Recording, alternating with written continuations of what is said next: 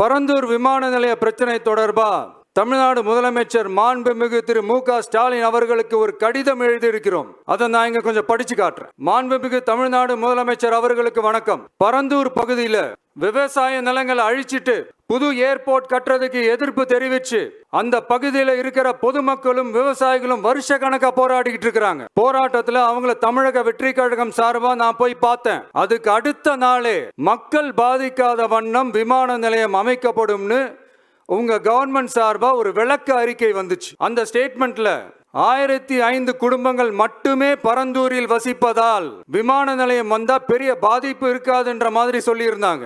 மக்கள் பாதிக்காத வண்ணம்னா என்னங்க சார்? ஒண்ணு அந்த இடத்துல ஏர்போர்ட் வருதுன்னு சொல்லணும், இல்ல அந்த இடத்துல ஏர்போர்ட் வராதுன்னு சொல்லணும்.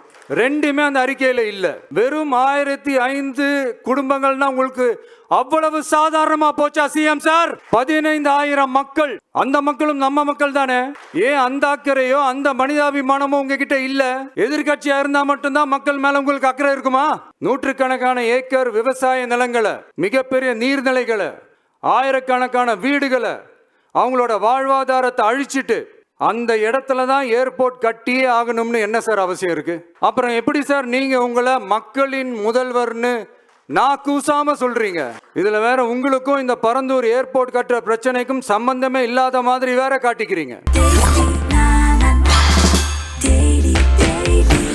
Taste the Daily.